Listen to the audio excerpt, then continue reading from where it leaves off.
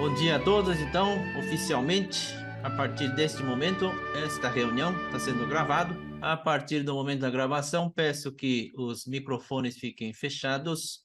Hoje é dia 16 de setembro de 2023, sábado. Agora são 9 horas e 4 minutos.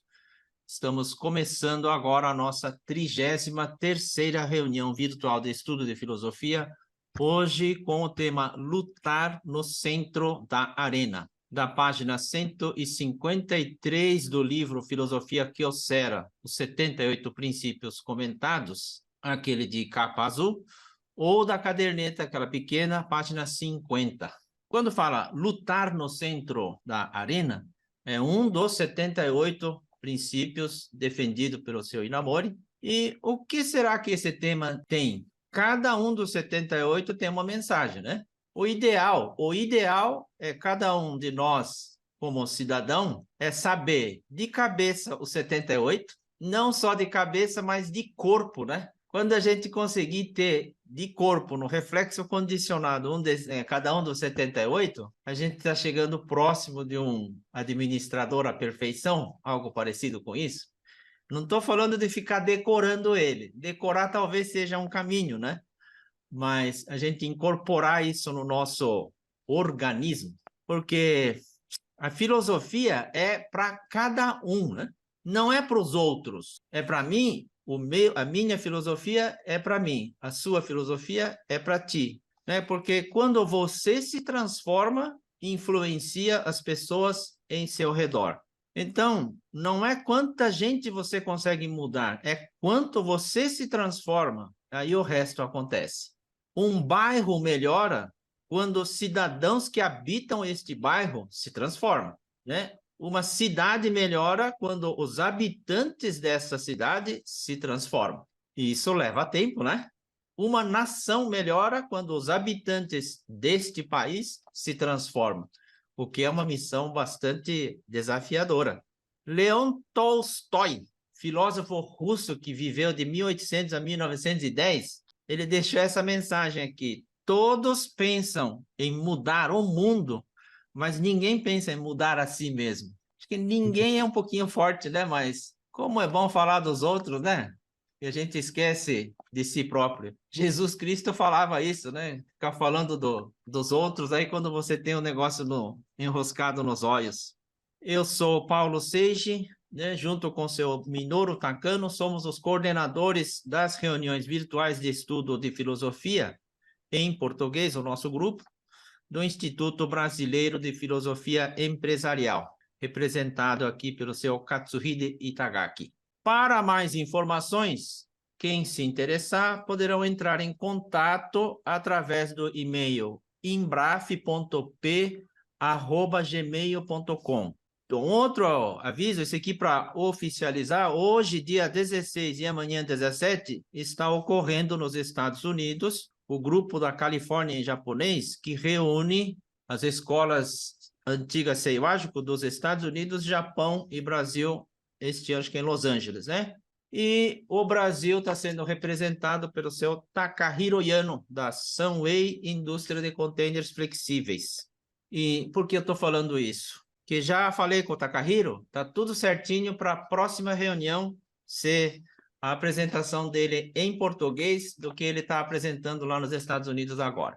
Olha, o seu Itagaki está mostrando lá, que lá é o folheto lá com a sequência das palestras, né? São 8 palestras. O tema dele ficou definido em português assim, viu, seu Itagaki? O processo natural da sucessão empresarial na Sunway, tendo como base a filosofia Inamori. Olha só, seu Takano, aquele semente plantada em 2009 para cá, né? Surtindo o efeito de longo prazo. 2009 ainda digamos, é recente, né? Mas eu acompanhei o processo de implantação naquela empresa. Pelo que o Takahiro mostrou lá na reunião última do grupo japonês, lá na sede da Dyson, eles estão de resultados extraordinários. Tanto é que eles tiveram que dar uma borrada no gráfico que dá muito lucro. Brincadeira à parte. Mas o crescimento deles, antes da pandemia para pós-pandemia, dobrou o faturamento. Então, assim, tá bom, olhar a empresa com desempenho extraordinário é interessante, mas o difícil é associar aquela pequena semente plantado há 13 anos atrás, 12 anos atrás. Lógico que não é só isso, né? Tem toda a mão do empresário, mas depois de 10 anos, a gente vê como que a empresa conseguiu atravessar assim a pandemia e, além disso, ainda ter crescimento de faturamento e crescimento de rentabilidade, né? Não é aquele crescimento sacrificando rentabilidade. Então, aí eu consigo associar. Então, isso tem tudo a ver com a postura do administrador, o alinhamento dos vetores da gerência para baixo até os últimos funcionários que comungam do caminho correto como ser humano. E aí, cada funcionário, ele age como se fosse um pequeno dono. E isso, na hora que soma tudo, deve ter lá mais de 300 pessoas trabalhando, são 300 donos pequenos lá contribuindo para o progresso da empresa, né? E isso faz toda a diferença. Mas é difícil de explicar isso em palavras, né? No nosso grupo aqui, em japonês, lá em Mogi, lá Biritiba Mirim, a indústria Minami é outro que está nessa situação. O dono mesmo falou há uns tempo atrás, né, numa das conversas, ele falou: eu não sei por que eu estou ganhando tanto. O faturamento cresce, o resultado acontece, e não é para ficar falando o lucro que tem. Não precisa esconder, mas não precisa ficar falando. Mas quando a pessoa ganha muito, ele está na cara dele, ele não consegue, né? Para o senhor estar sorrindo desse jeito porque dá tanto dinheiro que não sabe o que faz com ele. Hoje dá para rir, mas durante os primeiros 20 anos, 20 e tantos anos, o que ele sofreu assim, ele explicando é de derramar lágrima. Só que depois de 30, 40 anos da empresa, conseguir um resultado desse, porque os funcionários, toda a empresa está alinhado no vetor, e isso gera o resultado, olha, é uma notícia extraordinária isso. Então, no mês que vem, vai ser no outubro, vai ser no dia 21 de outubro, né? 21 de outubro, o Takahiro vai falar um pouquinho desse processo sucessão da Sunway. Agora, vamos estudar o tema de hoje, então, né? Lutar no centro da arena. Entrar no vídeo aí. Tem alguns termos em japonês que o Inamori fala, que foi traduzido, né, dona Fumiko? O dohyo como arena, como ringue, né? É que no Brasil não tem aquele luta sumô, né? O pessoal deve saber, aquele japonês gordão que fica quase pelado e fica lá se batendo lá. É um pouco diferente do boxe, porque o boxe tem aquele corda lá em torno, né? Então, ele não sai fora. Agora, no sumô, não. Sumô, quando empurra e sai fora daquela marcação do chão, ele perde, né? Então, por isso que o Inamori usa esse exemplo dessa luta sumô, até porque no Japão é muito famosa. Outro termo que eles utilizam lá, uchari, que o narrador fala uchari no áudio. O chari é aquele que, quando o outro lado vem com tudo, dá aquela gingada assim e deixa o outro tropeçar e cair correndo, né? Bom, mas enfim, isso daí é só o comentário, só. Vamos lá, deixa eu compartilhar aqui então.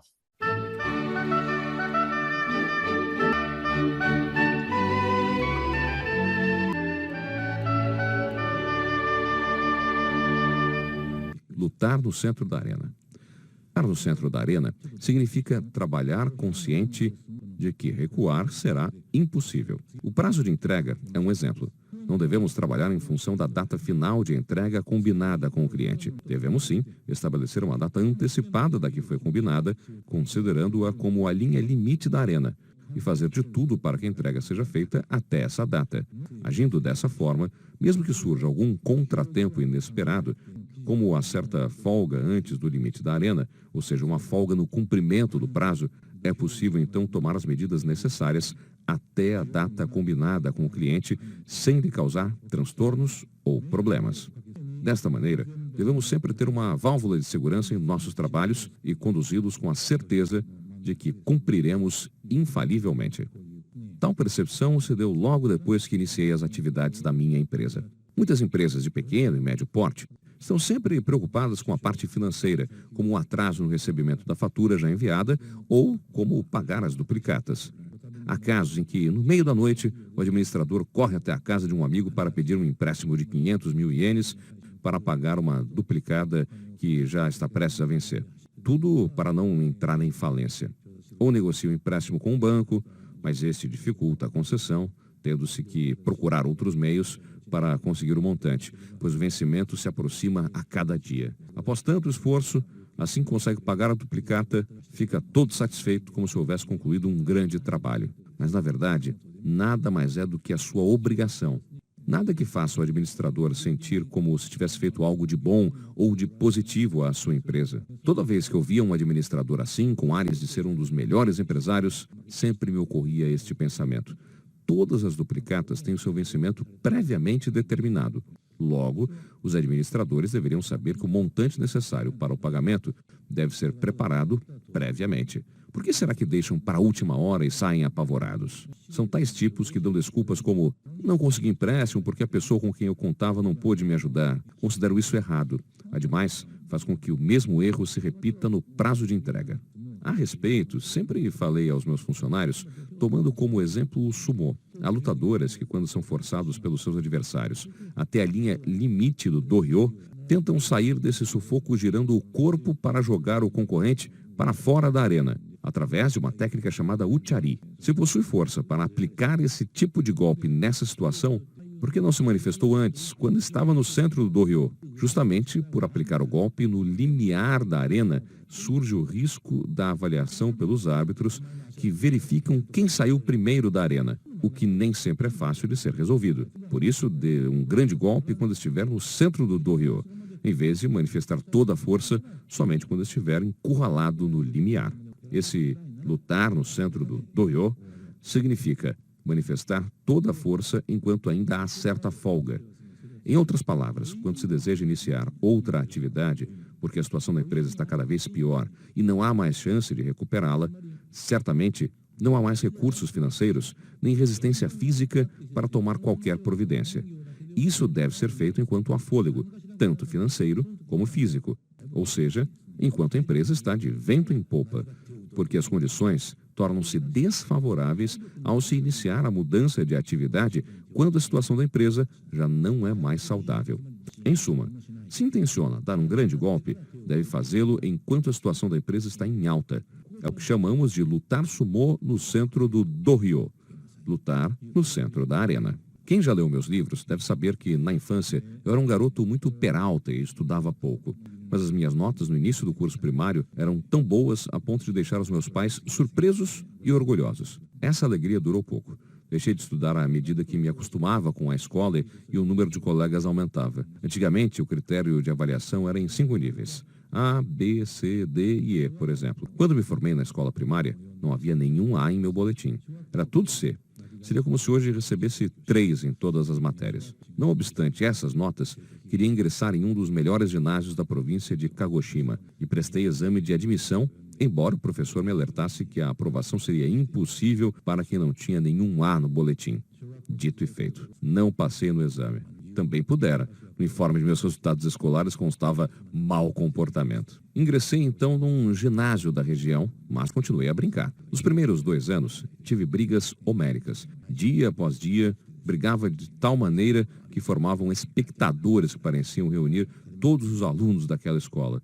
Estudar, que é bom, praticamente nada. Quando estava no primeiro ano do colégio, vi um amigo meu lendo um livro no caminho de volta para casa. Curioso, fui verificar o que ele lia. Era um livro muito difícil, intitulado Keizetsu Jidai, uma revista mensal voltada a vestibulandos. Então lhe perguntei. Pensei que era revista de mangá, mas você está lendo um livro difícil? Que livro é esse? Ele me respondeu. Você não sabe de nada, não é?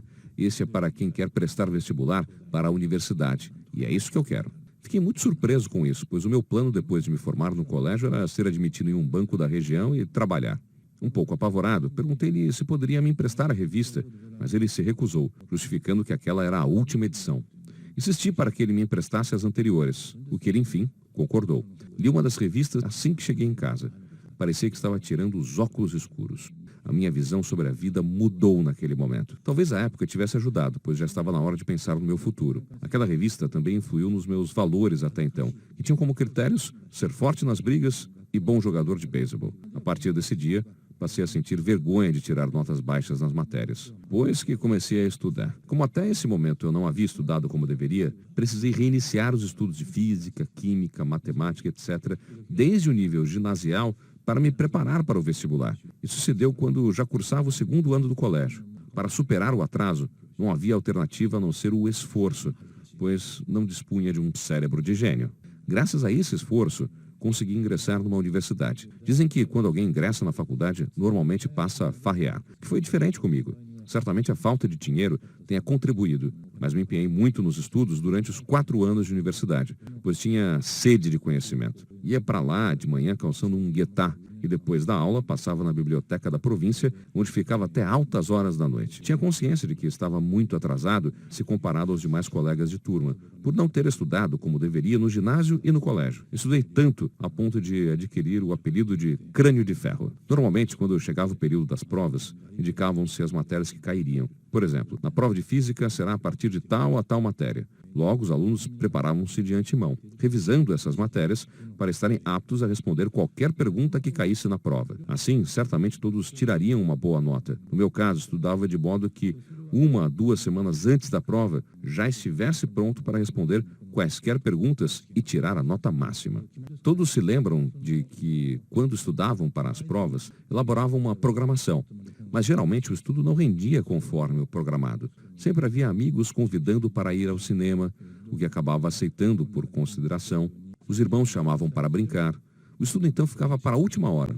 Em suma, havia muitas interferências negativas para impedir os estudos. No dia da prova, rezava-se para que não caíssem as matérias não estudadas, com o arrependimento de não ter estudado mais, pois, por falta de tempo, somente 2/3 da matéria foram revisados. Ao receber a prova, constatava-se que as perguntas referiam-se justamente à parte não estudada. Acho que experiências assim todos que estudaram devem ter tido. Eu também passei pela mesma experiência por várias vezes no período inicial do colégio, mas na verdade detesto me arrepender. Prefiro me preparar antecipadamente a ter que me arrepender depois. Entretanto, ao traçar um cronograma de estudo muito apertado, pensando, basta estudar até a véspera das provas, sempre ocorre algum imprevisto que impede o cumprimento da programação.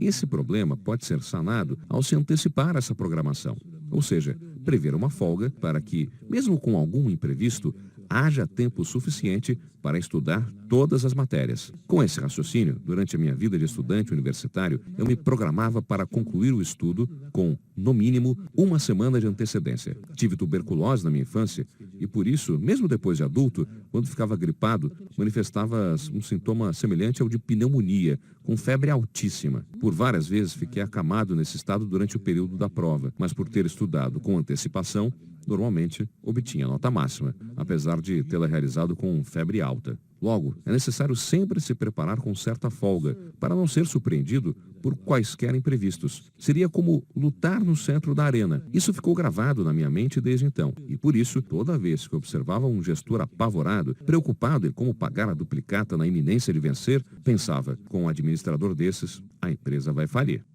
Eu cortei o vídeo aqui no 9 minutos, porque é extenso um pouco esse vídeo aqui, vai até 15 minutos. Para quem quiser a íntegra, é só acionar no YouTube.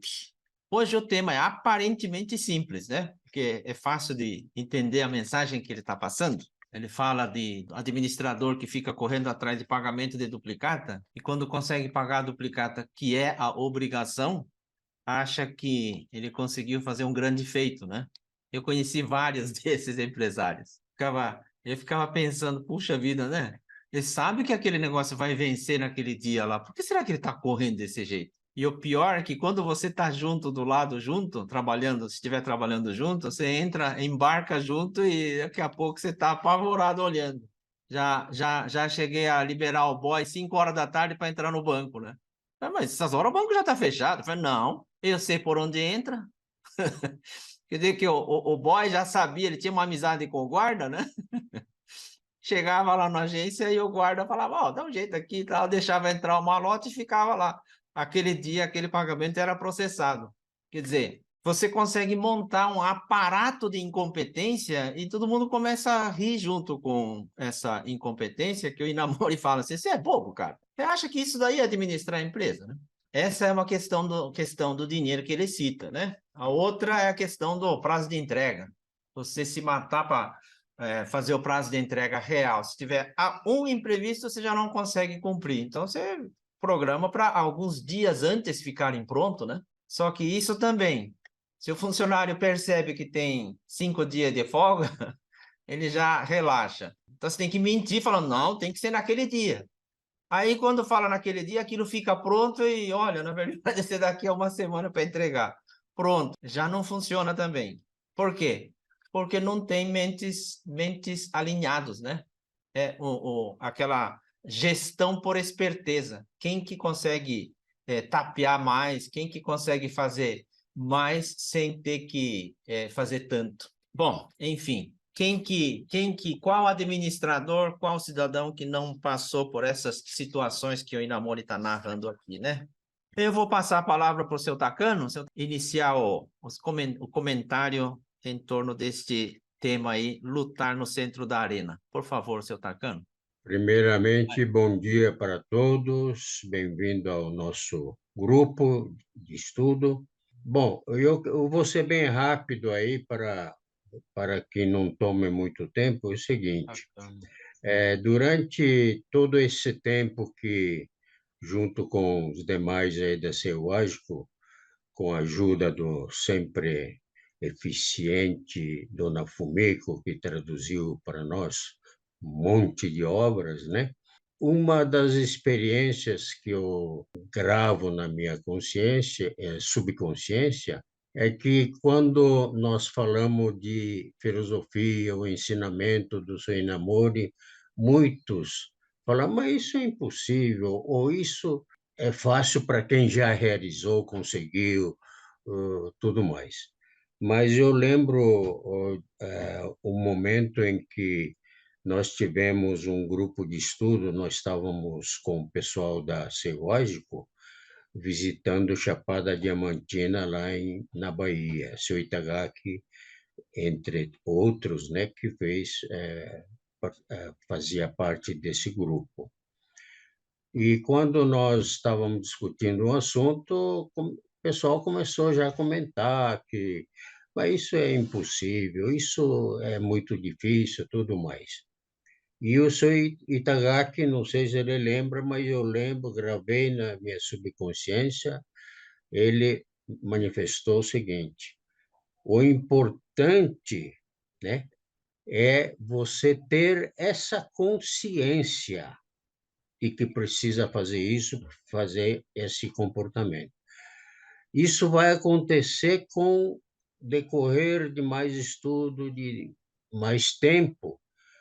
Automaticamente você tem aquilo que o Paulo já falou, precisa ter disposição física, corporal e mental, né, para realizar as coisas. Então, mesmo esse assunto de entrega, por exemplo, que exemplo do seu Inamori, entrega, na verdade, tem várias dimensões da entrega. A entrega que ele menciona só o prazo, mas além do prazo, a entrega de serviço ou produto para o cliente contratado, tudo, tem outras dimensões que precisa ser cumprido. Propriamente dito, é o prazo que o Inamorição fala dessa dimensão. Mas tem questão de qualidade, tem questão de local de entrega, né? Não adianta caminhão chegar com um produto lá no local errado, já não fez. Então, tem questão de preço, né?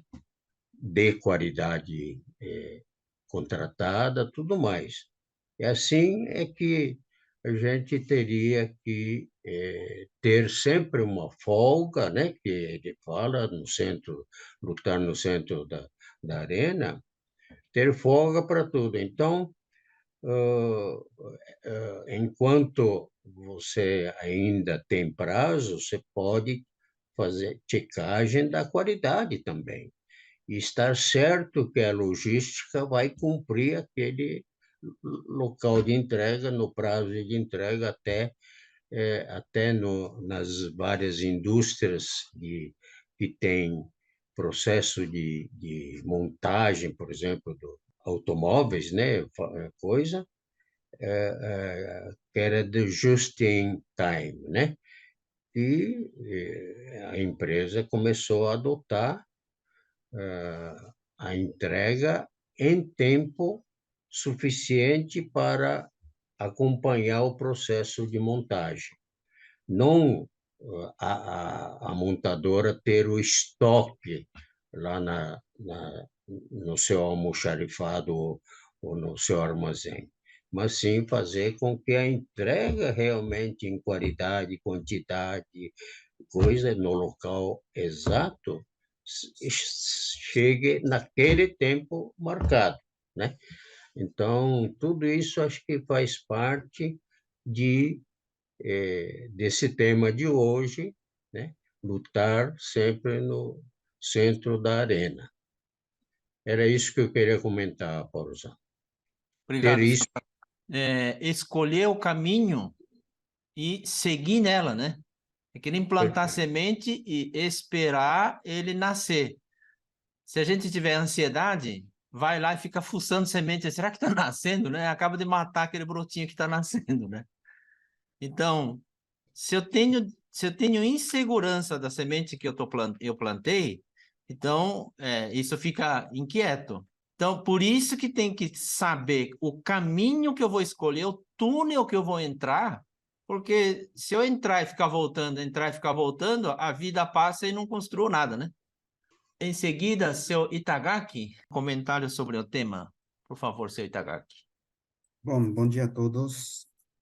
Esse tema de hoje é um tema muito essencial em termos de sustentabilidade da empresa, né? Como dirigindo uma empresa, sempre nós estamos encontrando muitas oscilações, tem uma época boa, época ruim, etc, etc. Mas esse tema de hoje, lutar no centro da lei. Agora, quando chega a esse capítulo, sempre estava dúvida, né? Será que brasileiros entendem realmente o que Inamori-san está expressando centro de areia? Quem conhece sumo, todo mundo entende, né? Mas aqui é uma dohyo, tá? Uma circular, onde dois lutadores, cada um, sempre deve ter mais de 120, 130 quilos, ou mais do que isso, né? Os dois lutam dentro de essa areia, redondinho. Deve ter um diâmetro de mais ou menos 4 metros, tá? Não é muito grande. Então,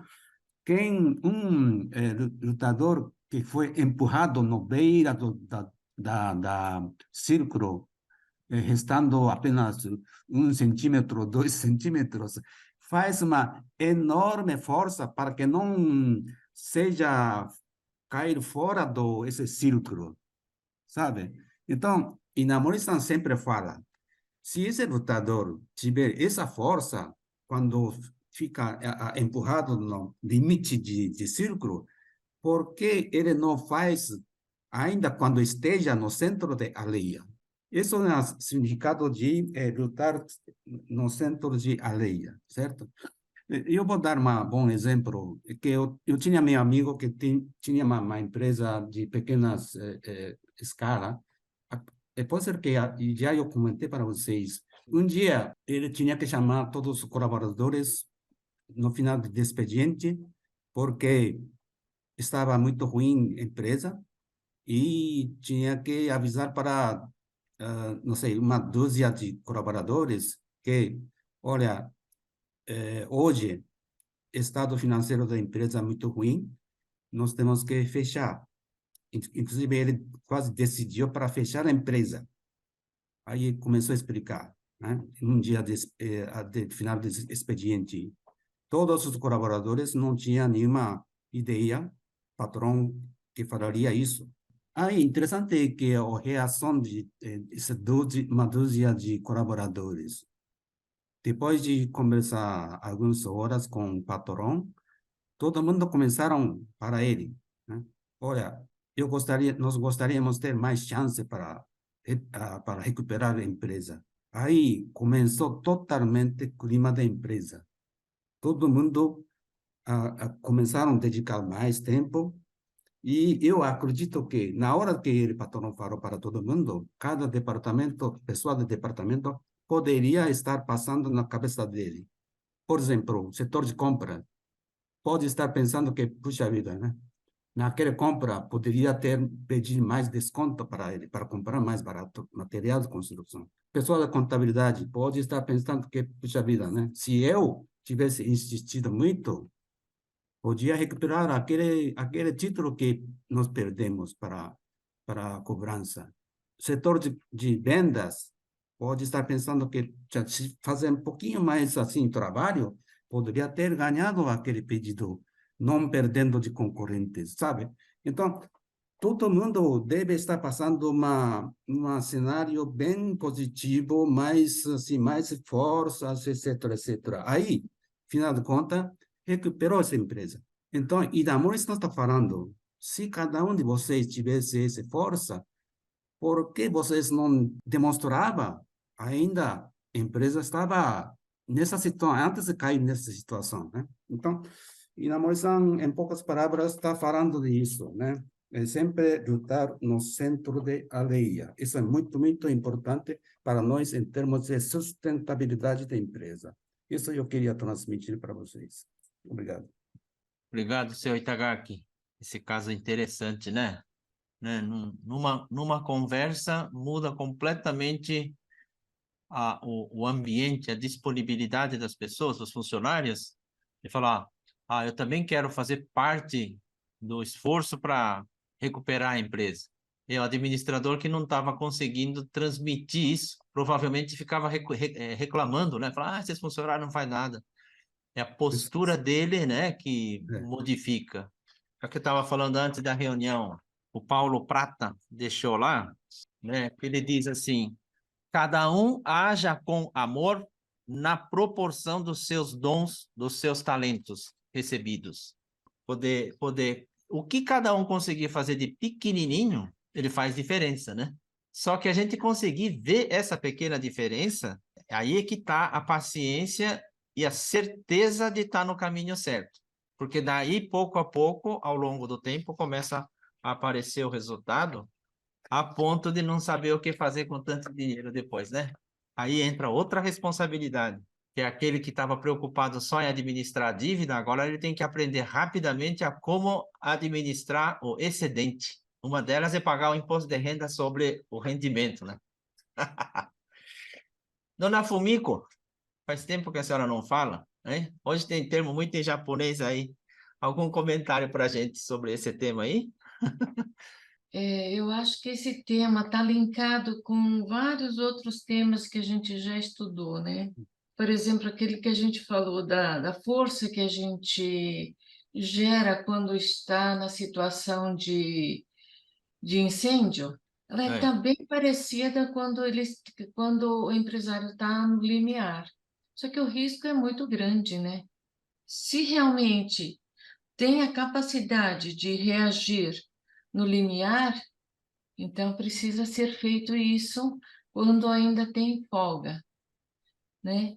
E eu acho que isso ele fala da situação dele, da escola, que ele não estudou e teve que recuperar tudo para poder chegar no nível de outras pessoas. Então, é um ponto que essa folga não é simplesmente só de segurança, mas segurança também, né? Que é o mais importante, porque é o prazo, a qualidade que o senhor Takano mostrou, e também é esse ponto em que o senhor Itagaki disse que as pessoas compreendendo o porquê de ter que agir é importante para que todos façam dessa mesma forma, né? E não se o empregado, uma vez ele pode ser enganado, né? Vou falar, olha, o prazo é tal dia, porque mas na verdade era outro. Na segunda ele já não cai mais nessa. Mas se ele entender o porquê de ter que fazer isso, aí eu acho que todo mundo vai começar girar o seu vetor para a mesma direção. É onde acho que a empresa vai funcionar, e eu acho que atualmente, mesmo no Brasil, essas filosofias são muito aceitas. Eu acho que 10, 15 anos atrás realmente era muito difícil, mas acho que hoje em dia é muito mais fácil de ser recebido, né, assimilado, do que o passado. Porque essa segurança, né, de ter uma folga é uma segurança, né? Mas devido a essa segurança, consegue assumir o compromisso e honrar esse compromisso. Honrar o compromisso significa ter mais confiabilidade dos clientes, né? Tendo confiabilidade dos clientes, terá mais serviços. Como o senhor Takano disse, o Just in Time tem que ter uma confiabilidade muito grande na dedicação do fornecedor para que uma empresa montadora possa contratar uma empresa no Just in Time. Assim como no Milk Run, né, que eles fazem a coleta periódica. Então, eu acho que tudo isso, se for explicado de uma maneira que a pessoa, que os funcionários possam entender, acho que não é difícil de todos praticar essa filosofia, que aparentemente parece ser difícil, né? Bom, acho que é só isso. Vai. Obrigada. Obrigado, dona Fumiko. É aquela história do dedicar-se, né? Usar a vontade para se dedicar. Em japonês tem uma palavra que fala ishokenmei, né? Kenmei. Quer dizer, eu me esforço conscientemente, ou eu fico alerta, fico atento, sei lá. Quando o dinheiro está entrando, a tendência nossa é de ficar assim mais tranquilo, né? E é natural isso. Agora, entre tranquilidade de paz e a tranquilidade de ser preguiçoso, acomodado, é bem diferente, né? Quando a gente fica acomodado, aí começa o inimigo perturbar no ouvido, começa a ter interferências externas, né? E aí não sabe por que determinados eventos acontecem. Por quê? Porque falta esse queimei aí, falta essa vontade de fazer, né? Não ficar louco com isso, mas levar a sério cada situação, por menor que seja. Noam, está com mão levantada, Noam? Vamos lá. Deixa eu só acrescentar mais um item. Eu acho que nessa questão, aí vai ser questionado o quanto realmente o empresário quer, né, vai dedicar com toda a sua força, e até que ponto o administrador vai estar assimilando a filosofia para que ele possa mastigar e passar para os seus funcionários de uma maneira que eles entendam, e eles entendam de que o resultado da empresa influi para ele também, né? Porque no caso que o senhor Itagaki citou, a empresa vai à falência, isso é um resultado, e isso vai influenciar a ele, né? Mas não precisa chegar a esse nível. Então, fazer eles entenderem antes que chegue nesse limiar, talvez também o esforço que tem que ser dedicado no meio da arena. Obrigada. Noam? Bom dia a todos. É. Esse tema me lembra muito a questão de diferença entre faturamento, lucro e caixa, né? Que muita gente fala faturamento, o quanto é que a gente vende é vaidade, né? Lucro é sanidade e caixa é rei, né? Então, quando a gente tem caixa, a gente consegue trabalhar melhor, com mais tranquilidade e mais sabedoria para tomar as decisões, né? Não fica no aperto, que muitas vezes, assim, na empresa a gente já passou bastante aqui, né? E hoje em dia, graças a Deus, a gente está conseguindo fazer um caixa muito melhor. Assim, meu pai fala assim, a empresa tem que ter pelo menos 1 ano de caixa para você trabalhar bem. 1 ano Certo. de caixa, assim, de custo fixo. Mas eu acho que é muito dinheiro, né? Hoje em dia a gente tem para sobreviver 3 meses de custo fixo, né? Assim, era uma meta que a gente sonhava já fazia uns 2, 3 anos, depois de passar muito aperto, pegar empréstimo, pagar muito empréstimo. Aí hoje a gente conseguiu quitar quase todas as dívidas e ter esse caixa. E aí eu gostaria da opinião de vocês. O que que vocês acham sobre essa questão do centro de arena em relação a trabalhar com folga na empresa no caixa? Realmente nossa, tem que ter 12 meses de caixa de custo fixo. Eu já vi administrador falando que tem que ser 6 meses, mas eu também acho muito alto. E eu já vi outro também falando, não, só tem que ter 1 mês, tá bom, e você tem que investir em muitas coisas, que dá mais rentabilidade do que você ficar aguardando, né? O que os senhores acham com a sabedoria? Vamos lá, 3 meses, 1 ano, cada um administra de um jeito, né? O que a dona Rubica estava falando, eu deixei anotado aqui. Tem método que coloca como o fundo da caixa d'água quando ele chegar em 1 milhão. Mas 1 milhão depende do porte da empresa, né? Digamos, 1 ano de caixa é o fundo do poço. Quando chegar em 1 ano de caixa, já fala, nossa, estamos apavorados. Mas você esconde esse dinheiro, né? Não deixa no caixa visível da empresa. Tem que ficar isso numa outra instituição aí. Que o fundo o tanque reserva é quando você ainda pode chegar do ponto que você está até onde você possa abastecer, né? Principalmente no Brasil, que o preço do dinheiro é um negócio muito caro, né? Então, vamos falar, regra, não, acho que não tem, mas ninguém falou que não pode colocar 12 anos de caixa. 12 anos, 10 anos, reserva gigante. Se olhar o balanço da Termomecânica São Paulo aqui no município de São Bernardo, vai ver que o caixa deles é um negócio gigantesco, gigantesco. Ele deve ter, sei lá, 10 anos de custo fixo tranquilamente. Uma vez eu mostrei esse balanço para professor de finanças da faculdade, ele deu risada, ele zombou. Ele falou, esse negócio é mentira, né? Não existe isso. Falei, mas é publicado no jornal. Eu conheço a termomecânica aqui em São Bernardo do Campo, né?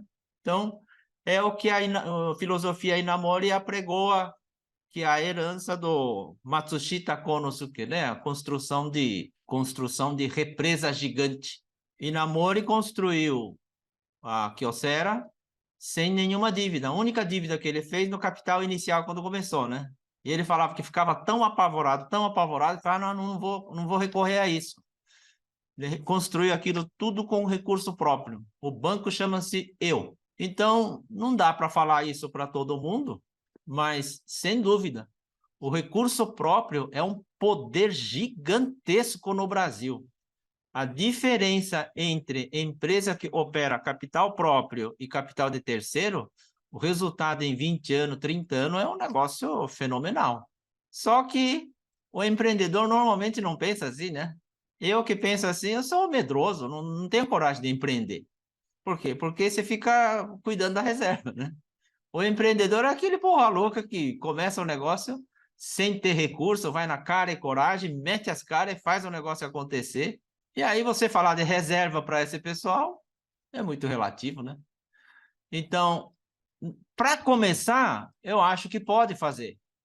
Agora, depois de 10 anos, depois de 20 anos de empreendimento crescente, e você não tem reserva e falou que está com caixa de 3 meses, alguma coisa está errado, né? Alguma coisa não tá de acordo. Bom, essa é a minha opinião. Se alguém quiser manifestar, fiquem à vontade. Agora são 9h55, tem mais um pouquinho de tempo aí, pessoal. Mas em seguida, deixa eu ver, a dona Aparecida Mikami gostaria de comentar alguma coisa? Bom dia a todos. Ai, Eu acho que essa alerta que Inamori-san passou para a gente através dessa palestra de hoje, eu acho muito importante porque quando você atrasa uma entrega, atrasa os serviços, o que você vai perdendo é confiabilidade, né? Então, aí depois de algum tempo, você começa a observar que diminuiu o cliente, está diminuindo o caixa, por quê? Às vezes ele não sabe, mas foi por falta de esse preparo anterior, né? Essa decisão de não deixar atrasar, né? Então, eu acho que as pessoas, quando a gente está realmente com esse problema de atraso, é um alerta importante, né? Que o Inamori Sensei dá para a gente, e tem que começar, então, a mudar, plantar essa semente imediatamente, para lá na frente não ter problema, né? Problema na empresa, né? E quanto à pergunta do Noah, eu conheço uma empresa parente da gente, que realmente, desde mais de 50 anos atrás, ele pelo menos deixava 1 ano de caixa. Tanto é que quando veio a crise, né, todo mundo quebrou, mas ele continuou. Quer dizer, 1 ano pode ser pouco, né? Mas no porte da empresa foi o suficiente para segurar, né? Para que realmente não caia como os outros caíram, né? Então, o que eu tenho a falar é só isso mesmo. Gosto muito de ouvir a todos. Obrigada. Arigatou, arigatou. Marcelino, está com a mão levantada? Queria fazer. Oi, Sim. obrigado aí pelo comentário de todos aí. Queria fazer 3 comentários a respeito. Primeiro, eu queria partilhar uma tela, com sua licença, Paulo. Pronto. Ok? Entrando. Tá. Tá entrando. Bom, primeiro, ó, uma colaboração visual daquilo que o seu Itagaki falou, né? Sobre o centro do ringue aí, né? Mais ou menos na luta de sumo é isso daqui. Você não pode sair fora desse círculo aqui, ou você não pode tocar parte do corpo no chão, né? Essas são as 2 regras aí para, na verdade, um lutador vencer o seu oponente. Esse é o comentário aí que eu queria fazer sobre o que o Itadaki falou. Certo. Tá? Bom, aí tem 2 comentários aí sobre a questão do caixa da empresa. Quem é que o Noah Pode falou? fechar o compartilhamento? Posso sim. Stop share, beleza. Cadê? Aí, Desculpa, voltou. perdão, Beleza. voltei. Vai. Tá. Sobre a questão de caixa da empresa, eu acho que depende muito do tipo de empresa, né? Uma coisa, de repente, é restaurante, né? Se não me engano, que Tornou. o Noah dirige, né? É uma coisa do dia a dia, mas outra coisa são indústrias de grande porte, principalmente bens de capital que envolvem, assim, projetos de longo prazo, tipo 6 meses, 4 meses, 8 meses. Eu acho que isso, vamos dizer assim, não existe uma regra, mas existe, na verdade, realidades adaptadas a cada segmento de negócio das empresas aí. E o último comentário, Paulo, que você falou da termomecânica, né? A termomecânica, ela foi fundada por uma pessoa chamada Salvador Arena. Para quem conhece um pouquinho sobre, assim, sobre a vida empresarial brasileira, ele foi uma verdadeira lenda, né? Ele trabalhou, acho que na Light, e ele ficou meio desgostoso lá na Light, acho que era uma estatal na época, alguma coisa assim. Ficou meio desgostoso e abriu uma empresa lá chamada Termomecânica. Acho que lá para os idos de 40, 50, algo assim. E desde sempre ele foi muito preocupado com causas sociais, né? O ABC na época estava crescendo assim de uma forma muito desordenada, tinha muita pobreza ali, e ele foi um dos que, através da Fundação Salvador Arena, que ele fundou acho que uns 20 anos depois que ele fundou a empresa lá, começou a dar assistência social para as empresas e até dentro da termomecânica mesmo, teve algumas iniciativas que, na época, assim, aqui na realidade do Brasil, era bem diferente, fornecer cesta básica, alimentação na empresa, participação nos resultados. Então, eu lembro que lá nos anos 80, 90, por exemplo, que eu tinha comentado com algumas pessoas do ABC, tipo, a vontade delas era trabalhar nessa empresa. Então, quando assim, é um senhor de um empresário, acho que vale a pena vocês pesquisarem Salvador Arena, uma referência que vale a pena, eu acho, né? Lembra muito, realmente, a preocupação do senhor Dr. Kazuo Inamori, assim, com a sociedade. Ok? Obrigado. Ai, ok. Obrigado. 10 e 1, mais um pouco. Mauri, Com quantos meses de caixa você trabalha aí? Eu acho que duas contribuições, acho que em relação à caixa, né? Depende de quanto de que forma que a empresa trabalha em relação a investimento, né? Quanto que ela precisa de capital, quanto que ela tem de ativo também, né? Então é bem complexo de citar um ponto ideal, né? Mas o quanto mais, melhor, né? E o principal é a consciência do empresário de saber que o caixa é da empresa e não é da pessoa física, né? E não misturar as duas coisas. E também sobre o fundamento do texto hoje, que é o lutar no centro da arena, o que eu poderia contribuir também é que bastante do que foi comentado, né?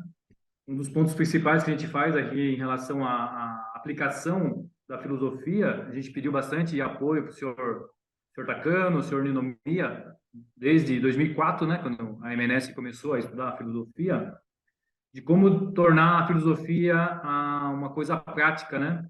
Então, a gente realmente faz o estudo semanal. Outra coisa que a gente tenta fazer aqui, o mais claro possível, e nos últimos anos a gente tem aplicado a gestão de ir desdobrando as metas, né, para melhorar a comunicação e cada um saber o que onde quer chegar, para onde que está indo, qual o desempenho, o que a empresa espera deles, né?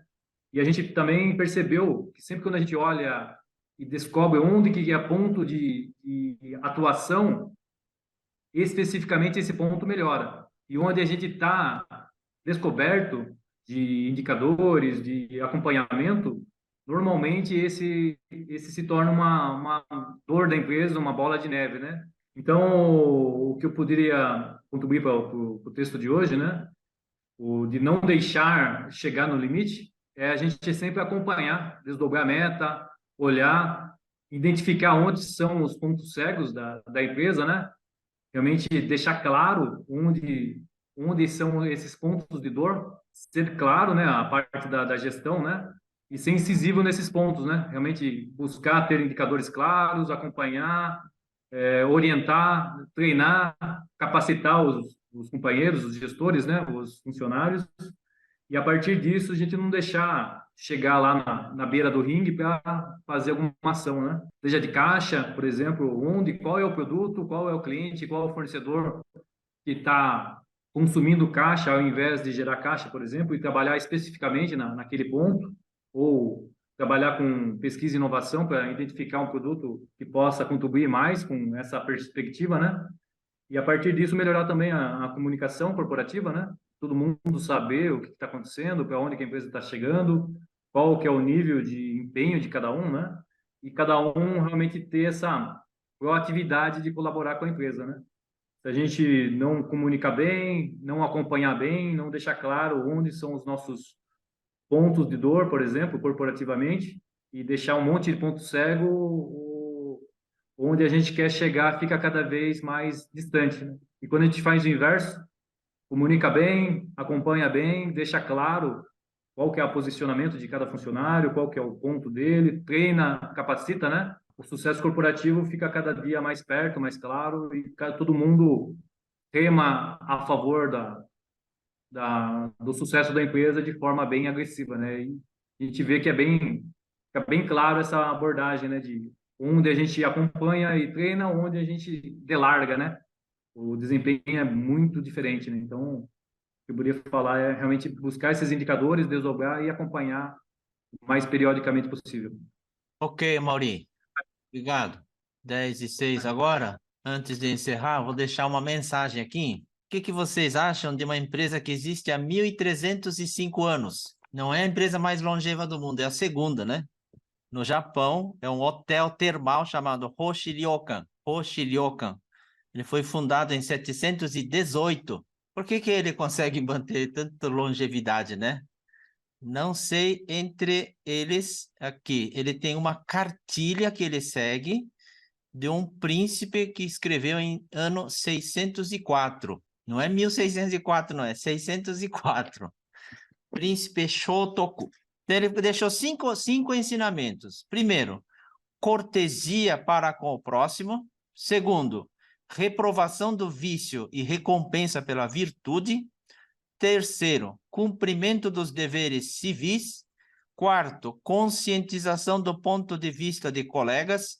E quinto, discussão de decisões antes de tomá-las. Ele segue esses 5 princípios há 1000 e tantos anos.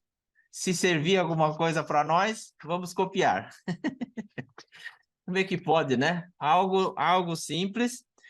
E mais de 1000 anos atrás, eles se preocupavam com a natureza. Preocupam com a natureza. E a gente continua socando fogo ainda, né? Ontem teve aquela notícia lá da queimada da área reflorestada, eles socaram fogo em tudo. E o satélite conseguiu identificar focos de fogos iniciando, o calor do fogo começando justamente nas extremidades da área demarcada para o fogo começar ali e queimar todo dentro. E literalmente queimou tudo. E como é que pode um negócio desse? Enfim, somos seres humanos. Vamos destruir o planeta, né? Não podemos permitir isso. Muito bem, são 10h08, vamos encerrando. Eu sempre aviso aqui, assista mais uma vez o vídeo, gravar em cima depois de 1 hora de discussão aí. Então, a nossa próxima reunião, a 34ª, vai ser no dia 21 de outubro, né? Com a palestra especial do seu Takahiro Yano, com o tema O Processo Natural da Sucessão Empresarial na Sunway, tendo como base a filosofia Inamori.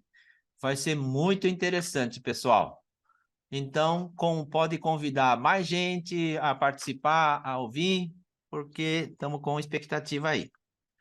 Muito bem. Muito obrigado pela atenção de todos. Estamos encerrando, então, a 33ª reunião virtual de estudo de filosofia, pessoal. Agora pode abrir o microfone. Obrigado pela participação de todos.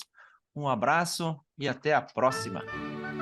Obrigado, bom dia. Obrigado. Bom dia para Obrigada. Bom fim de semana. Obrigado, Paulo. A Márcia. Obrigada. Muito obrigada. Bom dia. Bom dia. Obrigado, bom dia. Até a próxima. Oi, Magali Mendonça. Tchau, bom dia.